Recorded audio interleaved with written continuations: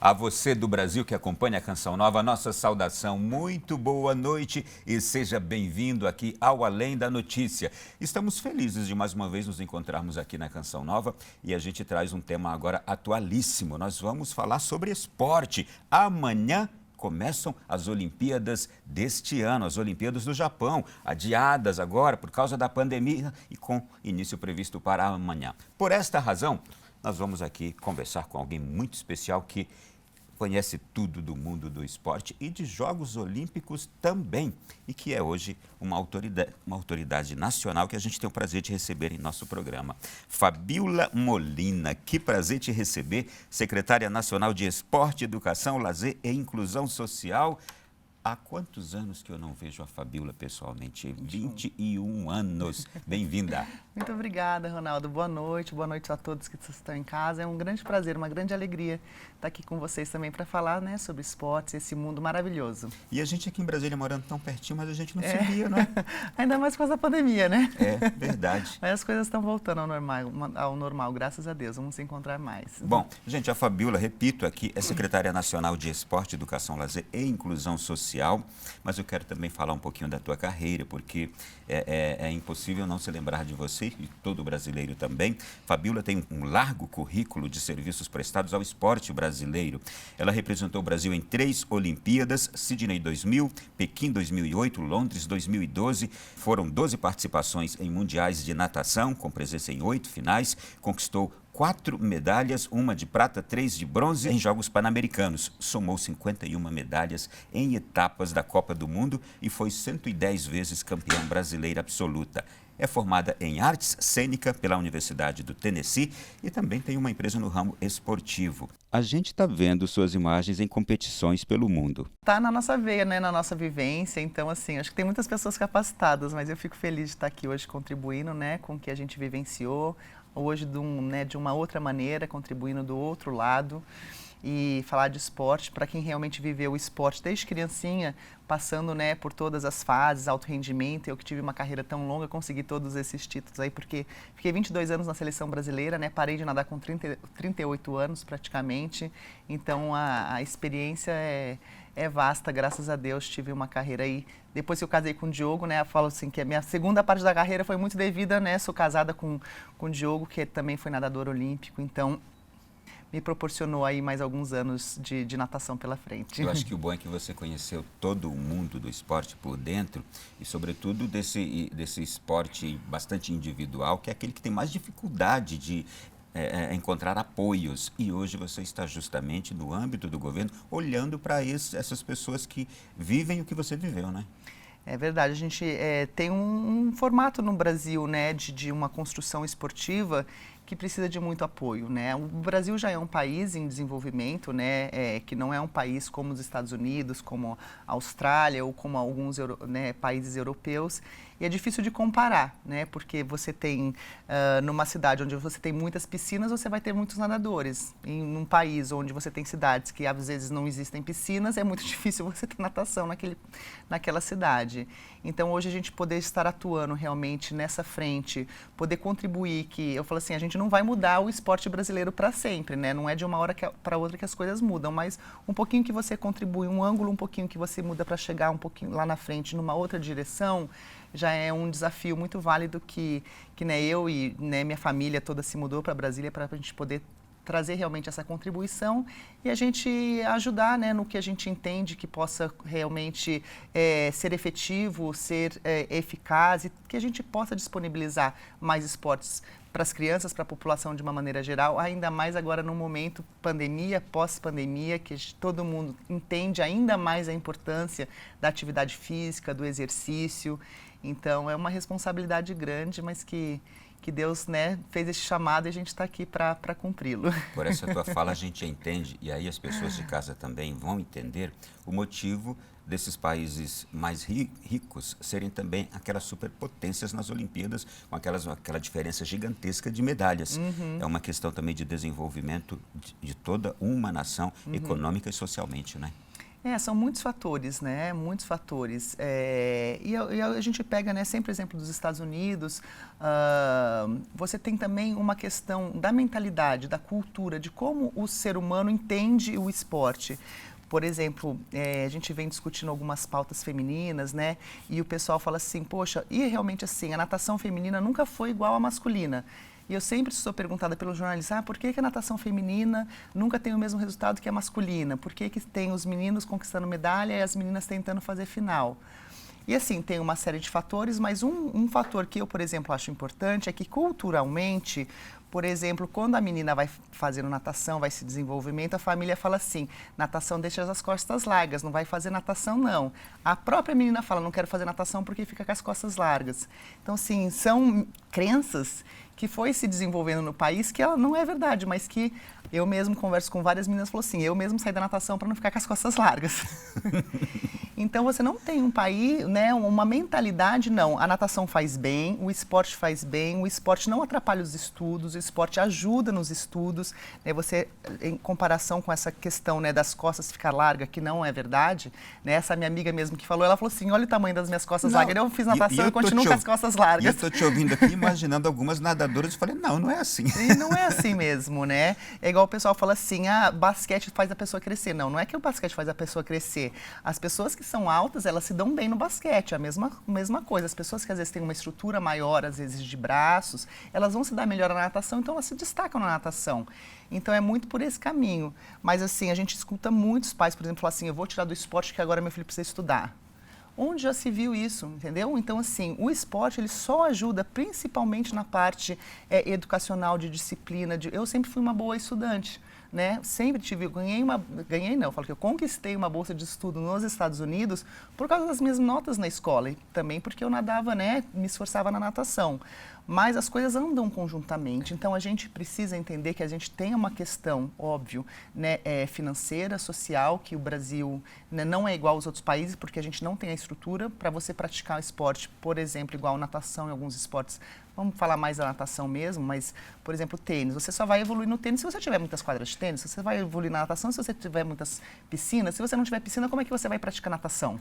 Quando eu estive na Austrália competindo no meu primeiro mundial de longa, que foi em 98, em Perth, na cidade de Perth, que fica no lado oeste da Austrália, naquela cidade, apenas naquela cidade, são 50 piscinas olímpicas. E que tamanho que é essa cidade? Não é tão grande. Não é tão grande, mas não é nem piscina de 25 metros, semi-olímpica, piscinas olímpicas, 50 em uma cidade. Então, assim, é óbvio que na Austrália, tudo bem que é o país da natação, é uma comparação, mas é isso. Se você tem mais estrutura, você tem mais pessoas também praticando, né, o esporte. Então, hoje a gente, dentro, né, da nossa pasta, inclusive, a gente tem essas duas frentes, que é a infraestrutura esportiva e é a parte de projetos e programas sociais para você dar essa oportunidade para as crianças estarem fazendo o esporte. Aí, olha, é um entendimento e uma mudança também de mentalidade cultural, isso é muito importante, não é? Mas vamos lá, olha, gente, a Secretaria Nacional de Esporte, Educação, Lazer e Inclusão Social, da qual a Fabíola é secretária, você vai conhecer agora todo o trabalho desta área do governo. Em 2019, Fabíola Molina recebeu um novo grande desafio: assumir a Secretaria Nacional de Esporte, Educação, Lazer e Inclusão Social no governo de Jair Bolsonaro, onde tem desempenhado um papel importante para a sociedade. Vários projetos já foram criados em sua gestão, como o programa Segundo Tempo, que atende jovens carentes com idades entre 6 a 17 anos. Tem também o programa Divisão, pensado para públicos diferentes: crianças, adolescentes, pessoas com deficiência e universitários. São atividades realizadas no contraturno escolar em espaços físicos. Já o programa Esporte e Lazer da Cidade explora atividades físicas e culturais para pessoas de todas as faixas etárias com deficiência. E o Brincando com o Esporte para crianças e adolescentes de diversas regiões do Brasil aproveitarem nos 2 períodos anuais de férias. São opções de esporte e lazer que preencham o tempo livre de forma prazerosa e construtiva, por meio do desenvolvimento de atividades lúdicas. Tá aí, olha, depois de assistir a este trabalho, programas esportivos educacionais, lazer, inclusão social, com ênfase na população de regiões com alta vulnerabilidade social, competições escolares, o que você descobriu quando você chegou e viu que poderia atuar em tudo isto e como é que está sendo hoje esse trabalho?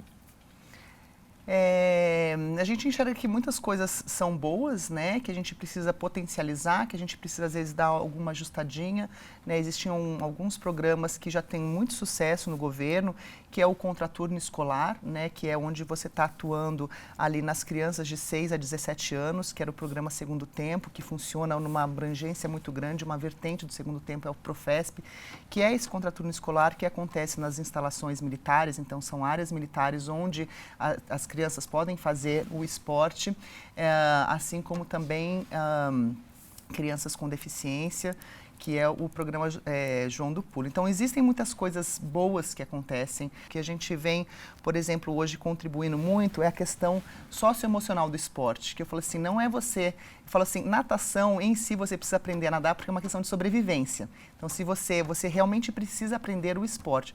Mas, por exemplo, você aprender vôlei, basquete, badminton, isso é bom, mas muito mais do que você aprender o movimento do tênis, o movimento do badminton, é você aprender os valores, né? Você aprender o que o esporte traz para você em termos de transformação de pessoa. Porque não é só apenas o movimento, que a gente fala assim, o esporte transforma, mas transforma como? Pelas todas as vivências que a gente tem. E trazer isso nos programas de uma forma mais intencional. Então, você criar condições, por exemplo, para os professores que estão atuando nesses programas, uma capacitação, porque o profissional é muito importante, né? Você entender que o professor que está ali atuando próximo daquelas crianças, ele tem um papel fundamental. O professor, de uma maneira geral, tem um papel fundamental, né? Eu sou muito fã de todos os professores, eu sou muito grata aos meus professores, sempre agradeço a Zanza, que foi minha primeira professora quando eu tinha 10 anos, que fez eu me apaixonar realmente pela natação. Então, a gente sabe da importância desse profissional. Então, a gente traz uma capacitação, né, um pouco mais específica para essa área do socioemocional, como você vai lidar, né, no momento da chegada, de acolhida daquelas crianças que vivem em vulnerabilidade social, como você vai fazer com que elas consigam entender alguns conceitos que elas são ao longo do tempo desenvolvidas, como respeito, disciplina, autorresponsabilidade, mas que se você não traz ela de uma forma realmente assim, mais prática, demora um pouquinho mais, ainda mais por ser crianças. Então, a gente está construindo para que no começo, né, você tem o professor trazendo alguns valores do esporte, trabalhando os valores do esporte, você tem um desenvolvimento da aula baseado nisso, e você faz um final, um momento final, né, de aula, onde você tem um tempo de conversa, um tempo de escuta, porque hoje as pessoas, né, fazem as coisas, vão embora e não se conversam, você não expressa seus sentimentos. Ah, então quem foi o coleguinha aqui que mais expressou respeito hoje? Ah, foi o João por causa disso. Ah, legal, quem mais? Ah, foi ele porque ele, quando foi pegar água para ele, também trouxe água pro amiguinho. Poxa, que bacana. Aonde mais ele pode fazer isso? Na escola? Ah, ele pode fazer isso na escola. Onde mais? Ah, na casa. E você fazer essa transferência para a vida de uma forma mais intencional. Então, a gente está trazendo esse aspecto assim, do esporte que a gente vivenciou e que a gente entende que é o que realmente mais importa. Chega nas Olimpíadas, é lindo, é maravilhoso, eu recomendo, eu quero, né, tenho 2 filhas, a gente vai estimular, mas assim, não é o mais importante. O mais importante é a transformação que o esporte realmente traz para aquela pessoa e como ela vai se formar, né, se fazer um cidadão diferente por causa daquelas vivências. Em termos, né, de honestidade, de caráter, de realmente você saber, né, existem as regras, o certo e o errado, você vai por esse caminho. Então, isso a gente vem acrescentando, digamos assim. E quantas vezes os pais, eles mesmos, não perceberam que a prática esportiva de um filho realmente levou para dentro da vida dele e dentro da casa o respeito e a disciplina? Isso, não, os pais ficam muito felizes, né? As famílias, elas ficam assim super agradecidas, tanto é que quando abre alguns programas, a gente sabe que tem filas, né? Os pais têm essa concepção, essa percepção da importância do esporte na vida das crianças. Às vezes não como a gente, que já tem essa vivência, mas eles sabem, o esporte faz bem. Eu quero que meu filho faça esporte porque é o caminho do bem, porque é o caminho que dá certo, porque é um caminho, né, que vai ficar longe, às vezes, das drogas, que vai ficar longe da violência, que vai ter boas amizades, e influencia realmente a família. Depois você vê a transformação da família como um todo. A gente traz nesses programas também alguns eventos para os pais virem assistirem as crianças, inclusive fazendo aquele esporte, porque às vezes nunca nem imaginava que o filho, por exemplo, poderia ser bom daquilo. Nossa, filho, você é bom disso, hein? Porque às vezes, né, às vezes a autoestima de todo mundo é tão baixa, você não reconhece, né, você não tem essa... Até para as próprias pessoas é muito difícil, né? A gente conversa com muitas pessoas, eu não presto para nada, minha filha com essa idade nem sabe ler ainda, nunca vai ser nada na vida. Então é muito ruim, né, a gente ver famílias assim falando mal dos próprios filhos, nunca vai ser nada na vida. E quando vê que a criança consegue fazer alguma coisa bem, ou que está se esforçando, nossa, tá jogando bem, né? Você vai mudando a autoestima, e quando você também trabalha nisso, existe uma transformação de uma maneira geral, fora todas as oportunidades que você pode ter através do esporte, de ganhar bolsa de estudo, de você ter uma capacitação, de você aprender o inglês, de você aprender uma outra língua, de você ter algum tipo de formação extra que o esporte proporciona, né? Muitos programas, eles têm essa linha transversal com outras áreas. Por exemplo, lá em Alagoas a gente tem um projeto que usa a matemática dentro da natação. Então você consegue ter um raciocínio lógico aplicado dentro das aulas da natação, que você vai começar a pensar de uma maneira diferente e divertida, porque matemática está em tudo na vida, né? E você traz isso para dentro daquela atividade. Então isso é transformador, porque a gente vê que o esporte, ele pode ter, eu acho que o gostoso do esporte é que ele é leve, né? Ele é uma coisa divertida, que para as crianças é o apelo. As pessoas falam assim, por que às vezes o esporte não cresce mais? Ou a gente fala, hoje principalmente, que está todo mundo no celular, infelizmente, né, sou super a favor, mas, né, existem os limites, as distrações, elas são muito grandes. Existem os limites e existem os perigos que têm que ser alertados, e existe aquela outra prática da vida da gente, por exemplo, a prática esportiva, que você deixa, por exemplo, esses equipamentos e vai viver algo diferente, que também é indispensável, não é? Mas ele tem que ser atrativo, ele não pode ser uma coisa chata. Você não pode ir para uma aula que a criança não esteja gostando, né? Então, assim, hoje, para o esporte ganhar, digamos assim, né, do videogame ou do celular, ele tem que ser uma coisa muito legal, né? Não pode ser a mesmice, não pode ser algo que o professor não esteja realmente motivando as crianças, ainda mais no momento inicial. É como a escola, tem que ser atrativa para prender a criança, porque senão ela vai preferir realmente o que é mais cômodo, né, o que é mais fácil de você apertar e as coisas acontecerem, botãozinho que sai cores e tudo mais. Então é um desafio você tornar, e assim, aí alguns países conseguem trazer essa questão da diversão junto com o esporte. A gente não pode esquecer, eu falo assim, essa minha professora Zanza, a gente tinha a parte do treino, mas a gente sempre tinha a parte da diversão, né? Era divertido, é gostoso porque é divertido, né? O esporte não tem que ser, ou a escola, não pode ser uma coisa pesada, ainda mais porque a gente está falando aí numa coisa de criança, até quando adulto, né? A gente só vai continuar fazendo alguma coisa se você gosta, é igual, né? Hoje, por exemplo, o que eu gosto de fazer, o que dá para eu fazer, é uma caminhada, mas tem que ter prazer. Se você não tem prazer naquilo que você está fazendo, depois de um tempinho você vai parar. Então, trazer esse prazer realmente de você estar fazendo aquilo é muito importante. Então, a gente também nos nossos programas tem esse olhar, esse cuidado para fazer o que no programa a gente pode oferecer mais para que seja... Não pode esquecer, lógico, dos ensinamentos, da disciplina e de tudo mais, como eu falei. Mas o que a gente pode fazer para tornar tudo isso muito atrativo, né? É importante essa preocupação de vocês. Agora, estou me lembrando, enquanto você fala também, que a gente se acostumou muito a assistir aqueles filmes americanos com as disputas dos jogos escolares. Isso passou ou isso continua sendo extremamente essencial nesta questão escola-esporte?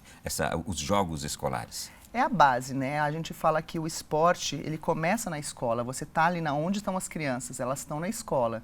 Então, esse ano, estamos retomando o JEBs, que é os Jogos Escolares Brasileiros, depois de 17 anos sem acontecer. Então, a última edição aconteceu em 2004 e a gente está retomando esse evento a nível nacional, que vai acontecer no Rio de Janeiro, no Parque Olímpico, usando a estrutura das Olimpíadas, né, do Rio 2016, dando condições para que crianças, esse evento a gente está fazendo de 12 a 14 anos, também tem os Jogos Escolares que acontece de 15 a 17 anos, que esse ano quem vai fazer é o Comitê Olímpico Brasileiro, não somos nós, né? Do governo federal. São 17 modalidades e um grande diferencial é que a gente está custeando todas as passagens aéreas, a hospedagem e a alimentação para todas essas crianças de todos os estados. Puxa. Porque às vezes você tem, por exemplo, estados como Rio de Janeiro, São Paulo, Minas Gerais, que até pela proximidade conseguem se deslocar com mais facilidade, fica mais barato, mas você trazer uma equipe do Amazonas fica caro. Então, assim, aí de vez de mandar uma equipe, que hoje a equipe é formada por 226 atletas, você vai mandar uma equipe, às vezes, de 20 atletas, às vezes de 2 atletas. Então, hoje a gente está estimulando para que todos os estados venham com equipe completa, em todas as 17 modalidades, tanto individuais quanto as coletivas. E a gente acredita que o GEBS, ele é como se fosse umas Olimpíadas, né? Aquele grande objetivo que a criança tem para você chegar lá. E depois acontece um monte de coisa abaixo do GEBS, né? Que são os campeonatos estaduais, né? E depois, abaixo dos campeonatos estaduais, são os campeonatos municipais. E assim a gente consegue dissipar dessa pirâmide, e o nosso objetivo, óbvio, dentro do sistema do desporto escolar, que a gente chama, é também investir nesse sistema em termos municipais e em termos estaduais. Porque se você não tiver crianças nas escolas praticando, não adianta você ter um GEBS. Eu estou voltando à minha adolescência. Eu não fui para o GEBS, mas eu jogava no esporte aqui do Distrito Federal. Eu fui jogador de handebol, você acredita? Olha que legal, acredito, muito bom. Mas é muito hoje saudável. Hoje o nosso secretário de Nacional de Alto Rendimento é do handebol, é o Bruno Souza. Mas quanto é importante a retomada dessas práticas todas, porque realmente elas são transformadoras para nós. Por exemplo, foi algo que me fez extremamente bem. E imagino também que para todo e qualquer adolescente, jovem, então a retomada é uma excelente notícia essa que você nos traz aqui agora, não é? Esses jogos já estão programados? Já estão programados, A princípio, porque por causa da pandemia, a gente tem essa questão das crianças, né, ficarem o primeiro semestre longe das escolas, né, fora das escolas, não estarem presencialmente. Alguns já estão em formato híbrido, alguns estão voltando 100% para o presencial agora.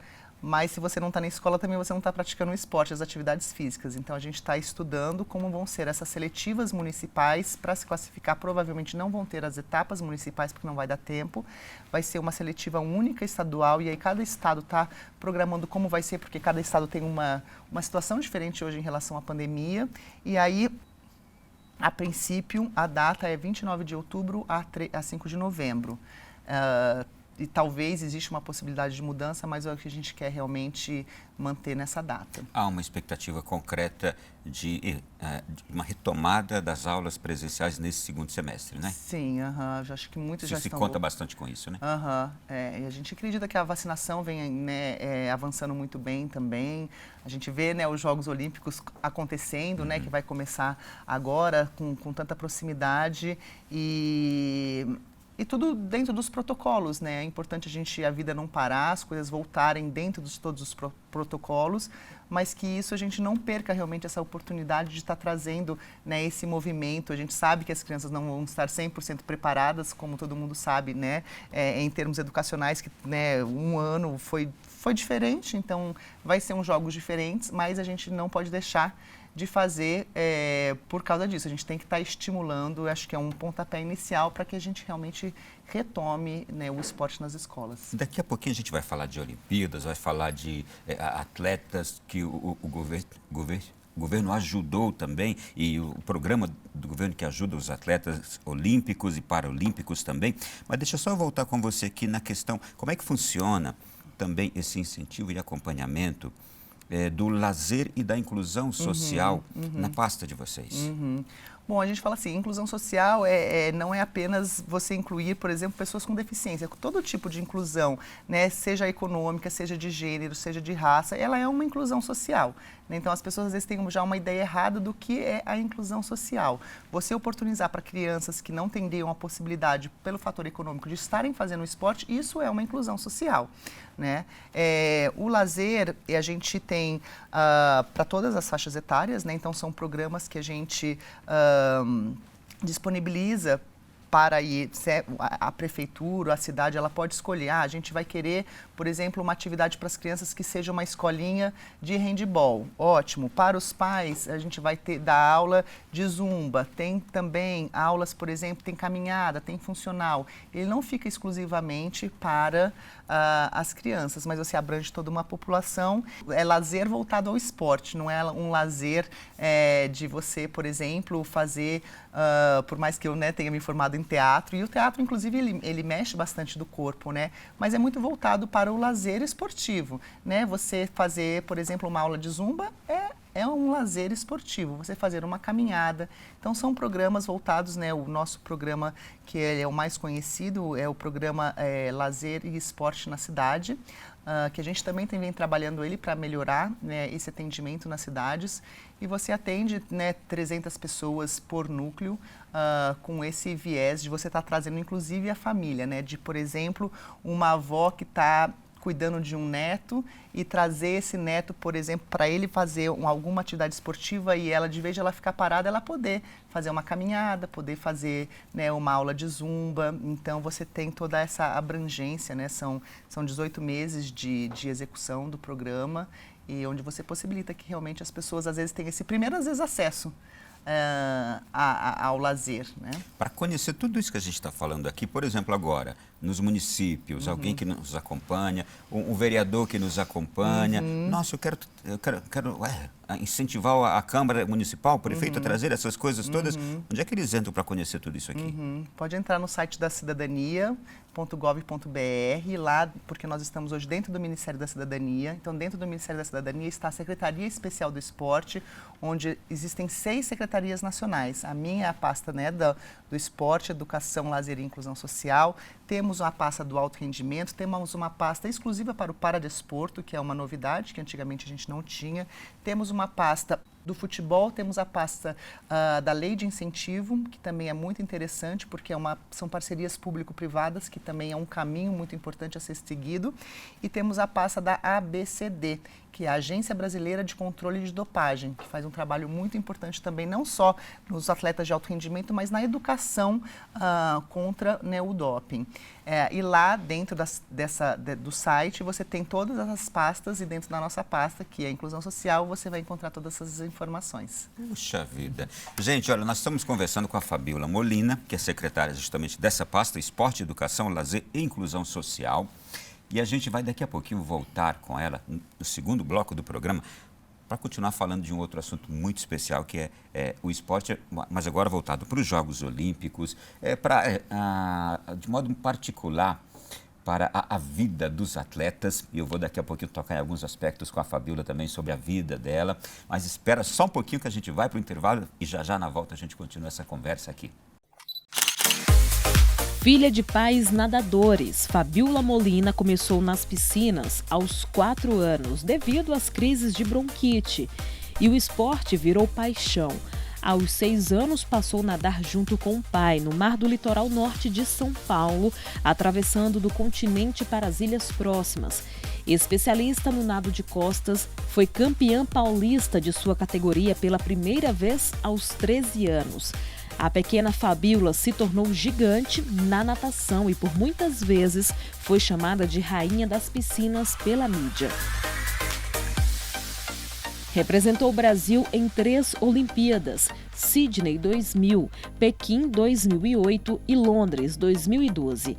E teve uma das carreiras mais vitoriosas na natação nacional, com títulos brasileiros e internacionais, como medalhas em Jogos Pan-Americanos e em campeonatos mundiais. Ao todo, são 67 títulos.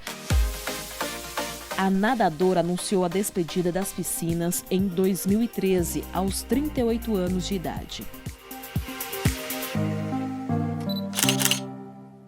De volta aqui no nosso Além da Notícia desta noite, com uma presença especial, a Fabíola Molina, secretária nacional de Esporte, Educação, Lazer e Inclusão Social, que já esteve em 3 Olimpíadas, mas que esteve também no evento único que ninguém mais deste século esteve. Você esteve no Jubileu dos Esportistas com o Papa João Paulo II.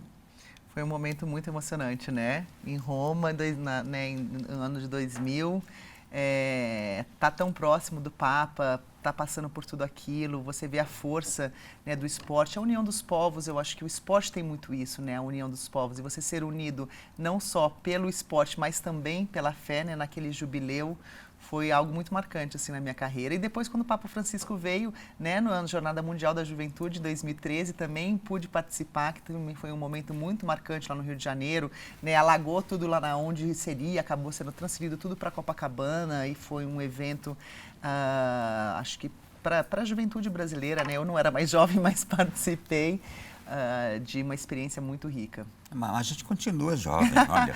Jovem de alma, até é assim isso que importa. Pois é. Bom, mas naquele ano 2000, lá em Roma, foi lá então que eu te vi. Pela última vez, estamos nos vendo aqui agora. E a equipe da TV Canção Nova saiu à sua procura, porque a gente descobriu que a Fabíola está aqui. E nós te procuramos por uma razão muito especial. A sua postura como uma mulher de fé também. Como começou essa sua história com Deus, essa sua proximidade com a fé? Eu sou abençoada de ter nascido numa família, né, onde os meus pais já tinham essa vivência. Então, desde pequenininha, né, fui batizada e meus pais participavam das equipes de Nossa Senhora. Então, né, todo domingo, né, a gente já participava das missas, a gente, né, tinha um encontro, né, das crianças, filhos dos equipistas. Então, as nossas férias eram sempre também com esses amigos que eram, né, estavam nessa caminhada de fé. Acho que é muito importante aquelas amizades iniciais. E depois você vai crescendo, você vai, né, fazendo a primeira comunhão e entendendo algumas coisas por si só, você vai vendo Deus trabalhando na sua vida. Participava de grupos de oração, né, lá em São José dos Campos, no grupo de oração de São Dimas, que acontecia na Sagrada Família. E depois me mudei para os Estados Unidos, né, com 18 anos. Dentro da minha universidade tinha uma igreja católica, né, dentro da minha universidade, o que facilitou. Eu já queria realmente, né, de falar assim, a gente está longe de casa, a gente está longe de tudo, mas Deus nunca está longe da gente. E poder, né, ter essa caminhada, eu acho que nessa fase, quando você está longe de todo mundo, foi fundamental. Acho que esse momento lá nos Estados Unidos também conheci muitas pessoas nesse mesmo amor, assim, né, por Deus. E, inclusive, lá nos Estados Unidos, me tornei ministra da Eucaristia, que foi uma experiência muito bacana. Eles tinham um formato um pouco diferente. E, assim, a gente vai sempre tentando melhorar, né? Como, né, a gente está muito longe ainda de ser, né, santos, mas é a nossa caminhada contínua, né? De buscar realmente a gente ser cada vez mais, né, mais próximos de Deus. Depois do PAN, que aconteceu no Rio de Janeiro, você doou um agasalho para a Canção Nova, não foi? Foi, o agasalho de 2007, né, do PAN, que foi no Rio de Janeiro, né, um grande evento. Eu fui medalha de prata, foi a minha melhor colocação em todos. Eu participei de 5 Jogos Pan-Americanos, né, então já tinha ido em 91, 95, 99. Não fui em 2003, que foi um momento muito difícil para mim, mas superei, voltei em 2007 e ganhei essa medalha de prata. E o agasalho era muito bonito, realmente o agasalho era muito bonito. Lá na Vila todo mundo queria o agasalho, porque todo mundo queria o agasalho, só que o agasalho de pódio você só ganha um, né? Que é onde você recebe a medalha. E aí eu trabalhava com uma assessora que era a Célia, que também era muito fã da Canção Nova, falou assim, por que você não faz a doação para a Canção Nova do seu agasalho? Eu falei, claro, vamos fazer. Nós estamos vendo agora alguns registros de quando você esteve em Cachoeira Paulista doando o seu agasalho. E aí a gente fez esse momento, né, de doação, e acredito que ele foi leiloado, né, para poder trazer mais fundos para esse lindo trabalho, para ajudar nessa o projeto da M Almas, que é quem mantém toda essa estrutura isso. Que a gente tem aqui em Brasília, em Cachoeira, em tudo que é lugar. Eu te agradeço em nome de toda a Canção Nova, mais uma vez. É o mínimo que a gente pode fazer, né, é o mínimo. Muito bom a gente poder retribuir, né, a gente às vezes fala assim, às vezes são coisas... Né, o agasalho ele tem um significado grande para o atleta, mas então fala assim, é pequeno. Não, é pequeno, né? Eu acho que assim, é muito pouco pelo que Deus faz pela gente, né? O mínimo que a gente pode estar fazendo é tá ajudando de alguma outra maneira, tá doando, e ele pode, né, provocar outros tipos de doação. A pessoa, poxa, deu um agasalho, que legal, né? E você estimula também, eu acho que serve também como exemplo, mas a gente faz com... Acho que quando a gente recebe tanto de Deus, né, é o mínimo que a gente pode fazer. Vamos seguir, que eu tenho um montão de perguntas aqui para fazer para a Fabíola Molina. Bom, amanhã começam os Jogos Olímpicos. Dentro de você isso deve ferver, não é? Já vê essa proximidade chegando. Como é que um atleta, mas você hoje olhando um pouquinho de fora, como é que ele sente essa proximidade? A gente tem muito foco, na verdade, né? Então, assim, mas vai criando uma certa expectativa, uma certa ansiedade, é natural. Eu falo que a ansiedade não é uma coisa ruim. Quando eu era criança, eu achava que ficar nervosa era uma coisa ruim. Eu sofria muito com isso, porque eu não conseguia não ficar nervosa. Então, eu começava a tremer, eu falava, eu não posso tremer, e eu estava tremendo. É isso que eu queria saber, treme? Treme. E é normal tremer. Eu fui comentarista das Olimpíadas de 2016, quando eu não estava mais competindo, e aí Michael Phelps estava nadando, né? Michael Phelps, o maior nadador de todos os tempos, eu diria o maior atleta de todos os tempos, conseguiu 8 medalhas de ouro numa única Olimpíada. O que ele fez fenômeno. É um fenômeno. Então, 8 anos depois, né, em 2016, nadando a prova principal dele, que era 200 borboleta, na hora que ele estava colocando o óculos, aí, né, a câmera estava focada nele, ele estava assim com a mão, né, que se você ajusta, você fica com o óculos em cima, você ajusta o óculos. E deu para ver que a mão dele estava tremendo.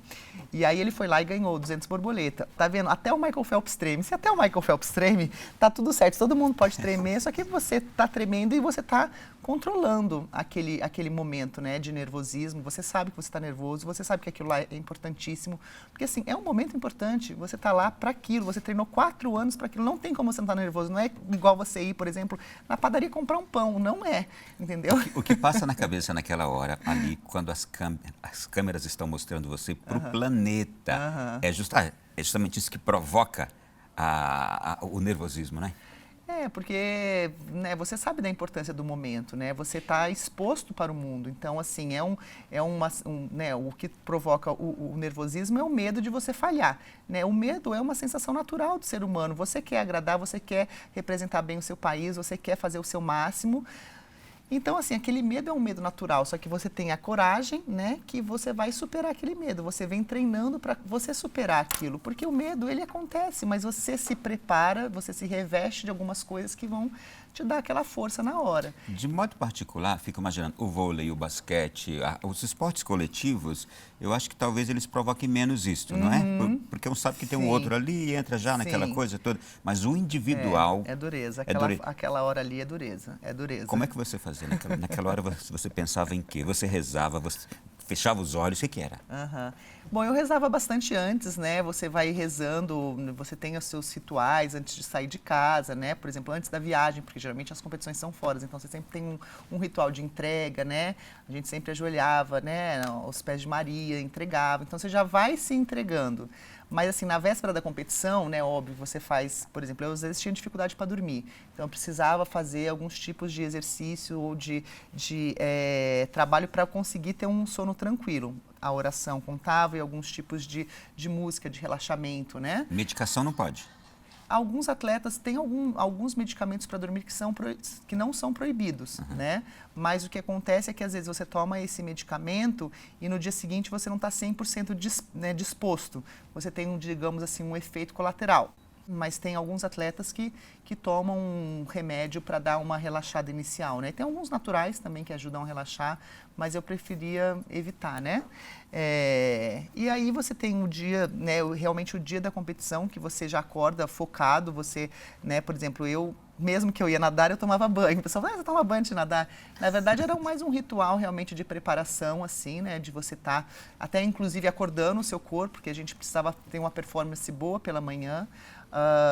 Esse banho era frio, quente? Como é que é? Às vezes, dependia de onde eu estava. O meu marido sempre falava, você tem que sempre tomar o banho frio depois, mas nem sempre eu fazia o banho frio depois. Mas às vezes é bacana você fazer esse contraste, porque realmente estimula. Uma outra curiosidade de quem está de fora, tenho certeza que o pessoal está gostando de saber disso. Hoje eu não sei como é que funciona, mas naquela época, o telefone era proibido, ficar lendo é proibido ou é orientado. O técnico de vocês, o que orienta quanto a isso? A gente tem algumas reuniões, né, de preleção com o coordenador, né, da equipe ou com o diretor técnico, que dá algumas dicas. Olha, não vai ficar até tarde no celular, porque no dia seguinte, a gente também, quando chega nesse nível, você já sabe que você não pode ficar, até muito quando você é criança, você é jovem, às vezes inexperiente, primeira competição, ou primeira Olimpíada, você às vezes fica um pouco deslumbrado, e é natural. Então, eles até falam, é natural você ficar deslumbrado, é natural você encontrar, né, com Roger Federer na vila, você vê as pessoas e fala, caramba, eu tô aqui nas Olimpíadas com o Michael Phelps nadando na minha raia, né? Então, você tem aquilo e você tem algumas orientações. Mas a gente, como atleta, né, para a gente chegar lá, a gente já teve que, não é abrir mão de muitas coisas, porque eu falo assim, a minha carreira, ela não foi assim, você tem que se sacrificar muito. Eu acho que pelo contrário, eu acho que a gente sacrifica muito pouco. Você tem que acordar cedo, tem. Mas isso faz parte de você conseguir um objetivo. Assim como você quer passar numa faculdade, você tem que estudar. Você também quer conseguir uma vaga olímpica, você tem que treinar, né? Enfim. Então, assim, existem algumas orientações que elas são importantes para lembrar de algumas coisas. Hoje, com as redes sociais, às vezes, por exemplo, alguém postou alguma coisa, às vezes não é nem a questão de ficar muito tempo, né? Às vezes, por exemplo, alguém postou alguma coisa, por exemplo, sei lá, algum jornalista pode ter falado assim, a probabilidade do Brasil fazer final, só com tal pessoa. Poxa, não me incluiu, poxa, não acredita em mim, começar algum pensamento negativo de ter lido alguma coisa que não... Ou até mesmo críticas ali diretas. Então, assim, isso realmente, assim, é desaconselhável que você fique muito tempo, né, nas redes sociais nesse sentido. E assim, né, as pessoas vão sabendo lidar com as situações. Os treinadores, eles têm um papel muito importante, nem sempre no esporte individual, as pessoas não sabiam disso. Por exemplo, eu quase nunca levei o meu treinador para umas Olimpíadas, porque não estava dentro do critério, né? Se você tem 20 atletas, por exemplo, nas Olimpíadas, não são 20 técnicos que vão, são 20 atletas de diferentes treinadores. Então, você tem uma média de 4 a 5 treinadores. Então, por coincidência, o meu treinador em Sydney era o mesmo treinador do Fernando Scherer e do Rogério Romero. Então, o meu treinador foi por causa deles, mas não por minha causa. Mas muitos campeonatos mundiais eu não levava o treinador. Então, o meu treinador não está mesmo ali. Então, você tem sempre, né, um relacionamento com o seu treinador, que ele está mesmo de longe falando algumas coisas para você que você está confiando naquele trabalho. Mas isso quer dizer que é você mesma ali quem vai se conduzindo em tudo. Tem que ter realmente uma autogestão muito grande. É importante. E eu falo assim, cada pessoa é de um jeito. Às vezes o que funciona para mim não funciona para a menina, por exemplo, que está dormindo no mesmo quarto do que você. E aí, por exemplo, quando você, né, estão dividindo os quartos, é bom colocar as pessoas, às vezes, que têm os mesmos hábitos juntos ou que estão nadando a mesma prova no mesmo dia, porque às vezes você nada uma prova e a outra pessoa não vai nadar a prova naquele dia. Então, quando você vai sair do quarto, você não pode fazer barulho porque a prova dela é no dia seguinte, né? A natação tem isso, né? Os esportes quem faz isso é o COB. O Comitê Olímpico. Ele quem administra essas coisas. Nas Olimpíadas, sim. Né?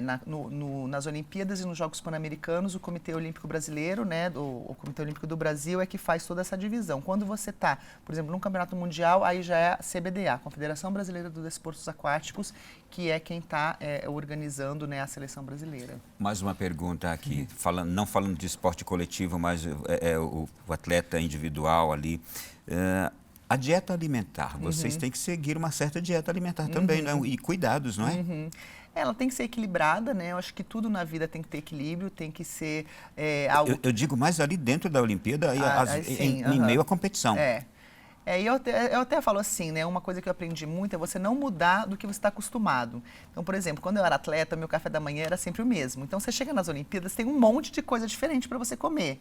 Então, até a tua prova pode ser que depois que você nade, você queira experimentar alguma coisa diferente, você experimenta. Mas antes da sua prova, não. Você, por exemplo, eu sempre era, né, tipo assim, algum tipo de cereal. Aí tudo bem, cereal tem diversos, mas você não vai comer, por exemplo, um cereal que tenha muito açúcar, né? Geralmente eu comia aveia mesmo, ou mingau, coisa bem básica.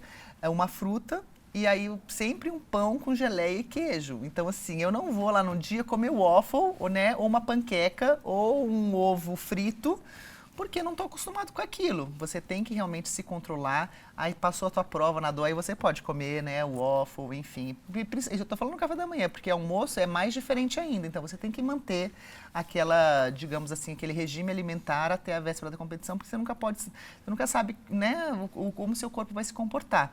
Você pode ter todos os tipos, né, de reação. E às vezes o nosso corpo é muito sensível, qualquer coisinha, ainda mais, né, naquele momento de tensão que você está passando. Às vezes é aquilo que faz você, tipo assim, às vezes ter algum problema intestinal, uma dor de cabeça, inclusive tem alguns alimentos que dão dor de cabeça, enfim, que aí pode atrapalhar toda a tua performance, é muito importante isso. E se um atleta passa mal ali, tem um mal-estar, uma dor de barriga, uma dor de cabeça, vocês ali encontram essa assistência imediatamente? Sim, tem uma equipe médica do Brasil que acompanha, né? Então, assim, isso aí sempre teve, né? Muito bem. Olha, e tenho certeza que isso aqui são curiosidades que funcionam até hoje para a gente entender como é que vai ser agora a vida desses atletas ali no Japão. Fabíola, Em maio passado, o presidente da República e o ministro João Roma, da Cidadania, assinaram uma portaria com 7.197 contemplados no Bolsa Atleta. O que é esse Bolsa Atleta? E eu sei que ele ajuda a grande maioria desses atletas que estão lá nas Olimpíadas, não é? O que é o Bolsa Atleta? O Bolsa Atleta é o maior programa de financiamento de atletas do mundo, onde você paga para o atleta se preparar para alguma competição, em vários níveis. Tem o nível estudantil, né, para as crianças e pessoas que ainda estão na escola. Você tem um nível nacional, que, por exemplo, você tem um critério, né? Todos esses têm os critérios. Então, se você é medalhista de um campeonato brasileiro, você está na categoria nacional e tem direito a uma bolsa num valor X. Eu não sei exatamente se, porque é a área do Bruno, de R$ 1.500. Depois você passa para a categoria internacional. Então, se você tem medalha de algum campeonato internacional, você passa para ser dessa categoria. Se você se classifica para as Olimpíadas, você vai na categoria Olímpicos. E se você está entre os melhores do mundo, hoje existe, foi criado em 2013, o Bolsa Pódium, que são, né, uma quantidade pequena de atletas que realmente têm chance de pódio nas próximas Olimpíadas.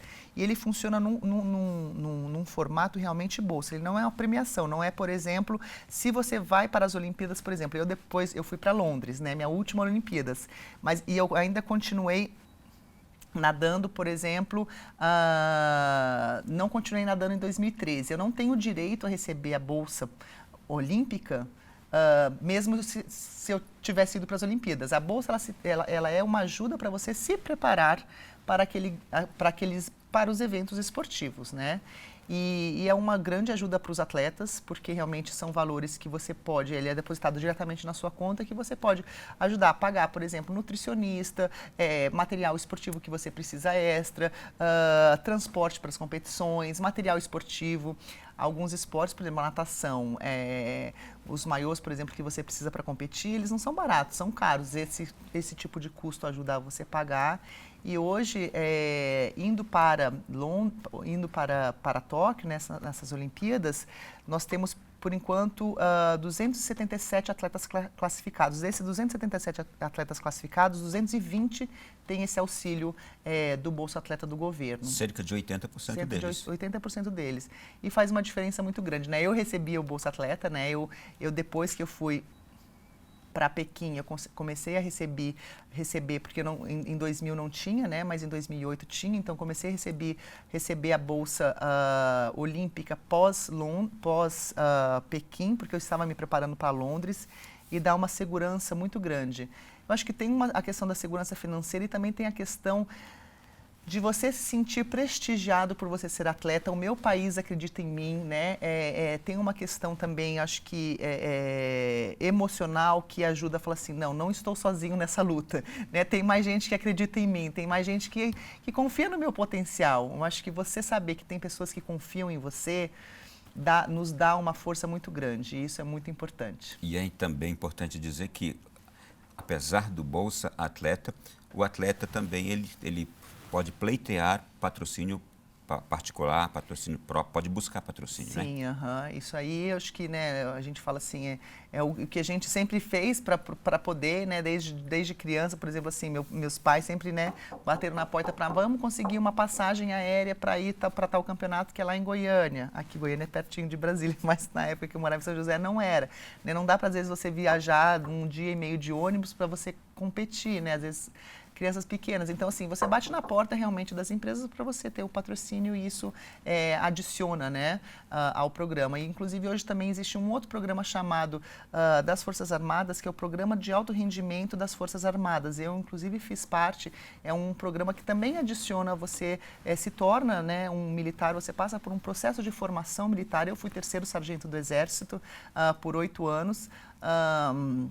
E é onde eles também te pagam um soldo como sargento para você também se preparar melhor, e eles também, inclusive, cedem alguns espaços. Por exemplo, quando eu morava em Brasília, eu treinava na piscina do Clube do Exército, né, que é uma piscina muito boa, e eu também estava utilizando essa estrutura que era cedida, né, pelas Forças Armadas. Essa é uma outra forma também do governo ajudar atletas? Sim. Através das Forças Armadas? Sim. Porque eu já vi realmente, no agradecimento de muitos atletas, na última Olimpíada, Sim. por exemplo, eles agradecerem justamente ao Exército. A forma como se entra e como funciona? É igual você falou aí agora? É através de editais, né? E assim, não é só apenas o Exército, também tem a Marinha e também tem a Aeronáutica, então, são as 3 forças. Na verdade, esse programa começou na Marinha e depois o Exército, né, entrou também com o edital e depois a Aeronáutica foi a terceira. E você participa de um edital, tem uma série de critérios que você precisa preencher, por exemplo, e aí um dos critérios é o seu nível técnico de esporte. Então, na minha prova, que era o 100 costas, era, né, a melhor nadadora, ou o melhor tempo na prova dos 100 costas. Então, eu disputei a vaga com outras meninas que também nadavam costas no Brasil. Como o meu tempo era o melhor, eu conquistei essa vaga dentro desse programa. Então, tem um critério técnico para você adentrar o programa, além de outros critérios, né, de escolaridade, você tem testes que você tem que fazer e você aí adentra no programa e depois que você é aceito, você tem uma preparação, na minha época, foram 3 semanas para você realmente se tornar um militar.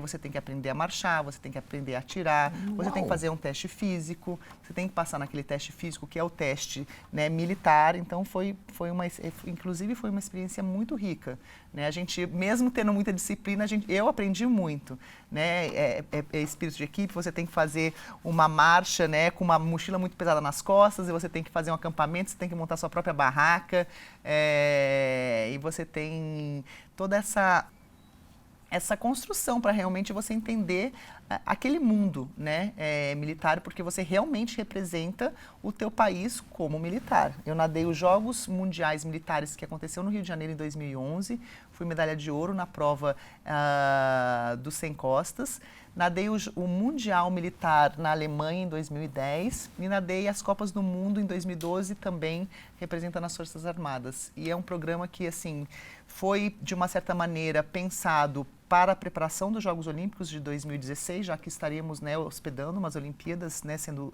os anfitriões, então daria mais condições para os atletas se prepararem, mas o programa teve tanto sucesso que o programa hoje continua, graças a Deus, né, ele não foi interrompido, ele é um programa que se estende até hoje, muitos atletas que também estarão nas Olimpíadas agora de Tóquio também têm esse apoio também desse programa.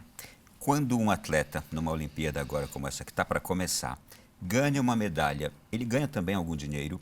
E a outra pergunta, e se ele não ganha, pelo fato de já estar na Olimpíada, ele recebe alguma coisa por isso? Ou o retorno dele virá depois em forma de patrocínio, de apoios, como é que é? Eu passei por vários momentos, né? 2000, 2008 e 2012. De eu ter me classificado para as Olimpíadas, não ganhei nada, e também de ter ido para as Olimpíadas, também não ganhei nada. Hoje eu sei que o COB, né, lançou até recentemente uma premiação para os medalhistas, tanto os individuais quanto os coletivos. Então, se você ganhar uma medalha de ouro, você vai ter uma recompensa financeira, uma medalha de prata e uma medalha de bronze. E se você também é de um esporte coletivo, se até, por exemplo, acho que 5 atletas na equipe, você tem uma premiação que é dividida entre os atletas, se for medalha de ouro, de prata ou de bronze, e se for, por exemplo, esportes com mais de 6 atletas na equipe, a premiação, óbvio, que aumenta e divide também entre os atletas. Então, hoje existe uma premiação financeira caso você ganhe uma medalha. Mas se você só participa, aí realmente é todo o que você constrói em termos depois que você pode, né, tá buscando mais patrocínio, você pode ter uma contratação. Hoje no Brasil, se funciona o esporte, funciona muito a nível de clube, né? Assim, os meus salários também eram pagados pelos clubes. Então, hoje os clubes têm patrocínios, então você tem, né, por exemplo, Pinheiros, Minas, Unisanta, você tem clubes espalhados pelo Brasil onde pagam o salário daquele atleta. Então, se você consegue uma vaga olímpica, a chance de você conseguir um salário melhor dentro do clube que você está ou de algum outro clube, ela agora é atleta olímpica, então digamos assim, valoriza o seu trabalho e você passa a receber mais. Então, de uma certa maneira, você sempre vai ter algo a mais depois que você foi para umas Olimpíadas. Agora, eu vou fazer uma pergunta para a comentarista, ex-nadadora ou ex-atleta Fabiola Molina, as perspectivas do Brasil nessas Olimpíadas. É uma Olimpíadas, acho que vai ter muitas surpresas, né? Acho que foram anos atípicos, né? 2020, 2021, de preparação, inclusive, dos países como um todo. A gente sabe que teve países que sofreram menos com a pandemia, países que sofreram mais. O Brasil buscou formas para que as preparações não parassem. Muitos foram para fora se preparar, né? Muitos foram para fora se preparar, tiveram esse apoio também. E eu acho que uma novidade dessas Olimpíadas, acho que os esportes nossos tradicionais continuam com as chances, né, de medalhas, os nossos carro-chefes, digamos assim, né, que a gente sempre tem medalha, por exemplo, no vôlei, né, são 4 modalidades, né, são o vôlei masculino e feminino, o vôlei de praia feminino e masculino, a gente tem chances. O iatismo, que a gente sempre traz alguma medalha também. A gente tem a canoagem, que nas últimas Olimpíadas tivemos um grande sucesso com o Isaías. Ele também tem grande chance de trazer, mas apesar de ele vai competir uma prova a menos, porque não tem mais uma das provas dele, mas também tem chance de medalha, vem muito bem. Na natação, a gente fala assim, a gente tem algumas chances de medalhas, mas uma das chances maiores que a gente tem é com o Bruno Fratos, que nadador de 50 livre, né, uma prova tradicional no Brasil. Temos o nosso revezamento, 4 por 100 livre também, que temos chance de medalha.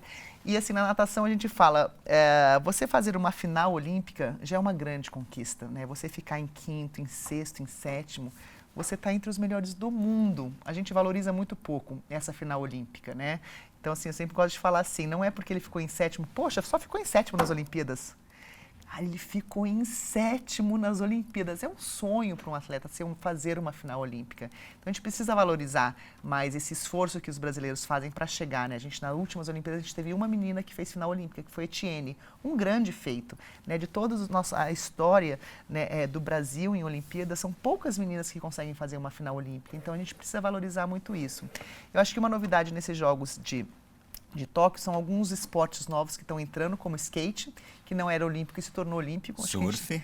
O surf, né? A escalada a gente não é tão forte no Brasil, mas o surf e o skate, eu acredito que a gente vai brilhar muito. Com chances, né? Com reais. chances reais, tanto no feminino quanto no masculino. Eu sei que no skate, por exemplo, as 3 melhores do mundo são brasileiras. Então a gente tem muita chance nesses esportes novos e eu acho que são esportes também com um apelo muito jovem, né? Que vem de esportes, digamos assim, radicais, que não participavam antes. Esses atletas estão muito motivados. O pessoal fala assim, qual que é a motivação nas Olimpíadas? Porque eles participam de circuitos profissionais que dão muito dinheiro, né? Qual que é a motivação de um skatista que ganha muito dinheiro participar das Olimpíadas? Mas as Olimpíadas, é onde te projeta realmente para o mundo e você falar, eu sou um atleta olímpico, estou junto dos melhores e você ser um campeão olímpico tem um peso muito grande. Então, acho que as perspectivas são muito boas, que a gente entenda, né, que você estar nas Olimpíadas, né, foi muito difícil chegar lá, né? Quando eu fui para Sydney, por exemplo, eu fui a única mulher, então do Brasil inteiro não tinha ninguém que conseguiu, né? Eu cheguei em Sydney, eu fui em 25º lugar, fiquei em 25º lugar. Não estou, né, perto do pódio, digamos assim, não fiz uma semifinal, mas fui a única mulher que estava lá. Foi um feito, isso, né? Entrou para a história. E realmente a gente precisa valorizar muito, né, esses resultados que são alcançados, principalmente acho que em anos que a gente está vivendo de pandemia, todas as desigualdades que a gente vive. Então, a gente sabe que o brasileiro adora esporte, que vai estar torcendo muito, todo mundo quer medalha, a gente também quer, a gente sabe que é a medalha que representa, mas que a gente perceba, né, o importante é a gente estar evoluindo sempre. Se o Brasil, né, por exemplo, a gente fala na natação, que é o meu esporte, conseguiu 8 finais nas últimas Olimpíadas, que a gente consiga 10 finais, né? Isso é uma conquista. Muito bem. Olha, acabou. É verdade que acabou? Eu não queria que acabasse. Fabíola, eu quero te agradecer enormemente, parabenizar pelo trabalho que você vem fazendo aqui na Secretaria Nacional de Esporte, Educação, Lazer e Inclusão. E parabenizar pela sua história também, pela sua trajetória, por tudo que você fez e com essas ideias que você manifestou aqui, sobretudo no primeiro bloco do nosso programa, desse incentivo e esse olhar especial para o esporte e a educação. Eu acho que ali nós estamos na base da transformação. É um olhar, né, não só meu, mas como da gestão como um todo, né? Hoje, dentro da minha secretaria, eu faço parte da Secretaria Especial do Esporte, onde o Marcelo Magalhães é o secretário especial do esporte, o André Alves é o secretário especial adjunto. Estamos dentro do Ministério, né, da Cidadania, onde hoje o nosso ministro é o João Roma, que tem esse olhar também para o esporte, para a base. Temos um presidente com esse olhar, né, que acredita no esporte, que vem valorizando. O GEBS é um evento prioritário do governo. Então, não sou sozinha, né? A gente tem toda uma equipe, né, principalmente que vem, né, desse olhar da Secretaria Especial do Esporte para estar trazendo, realmente resgatando o esporte esporte e educação para caminharem junto, para a gente se fortalecer nesse aspecto. A gente vem fazendo conversas, inclusive, por exemplo, com o MEC, que, né, não tem como a gente falar de esporte e educação se a gente não envolver outros entes que fazem a educação no país, né, que é o MEC. A gente vem trabalhando, por exemplo, no Plano Nacional do Desporto, que é um plano que foi pensado há 22 anos atrás, e a gente vem lutando para que ele saia do papel, que né, uma das diretrizes, a número 1, é sobre esporte e educação, então a gente vem fazendo esse trabalho também. E é um trabalho realmente que a gente acredita que vai trazer muito resultado, que vai trazer muito impacto. Quanto mais esporte, não só as crianças fizerem, a nossa população como um todo, a gente sabe que é transformadora, a gente sabe que transforma a vida das crianças. É um trabalho de formiguinha, né? A gente não vai conseguir mudar tudo de uma vez, não, mas a gente pode realmente, o pouco que a gente está fazendo, né? Se Deus quiser, conseguiremos fazer cada vez mais. A gente entende que aquilo lá, a transformação está acontecendo ali. A gente agradece essa oportunidade de estar podendo falar um pouquinho, né, do nosso trabalho, estar podendo trazer um pouquinho dessas informações. É muito bacana as pessoas terem uma ideia, né? A gente fica 100% disponível.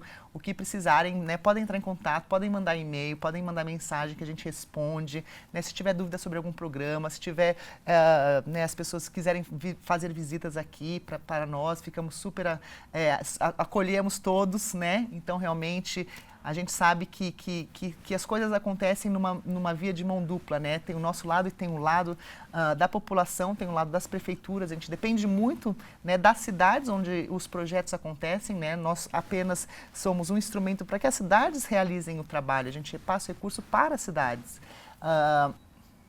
Então, a gente fica de portas abertas para todas realmente as dúvidas que surgirem, né? A gente fala assim, a parte técnica é muito importante, hoje tudo acontece na Plataforma Mais Brasil, né? Se alguém não sabe o que é a Plataforma Mais Brasil, é muito difícil receber recurso, né, do governo, porque é lá que as coisas acontecem, a gente tem uma capacitação para isso, então realmente deixamos assim à disposição a nossa secretaria para podermos construir juntos. E olha, e você que é cidadão interessado aí no seu município, se alguma coisa não estiver acontecendo, então procura aqui o Ministério da Cidadania, justamente nessas pastas aqui que foram mencionadas. Mas busque também que a sua cidade, que o seu município tenha acesso a tudo isso que a gente conversou aqui.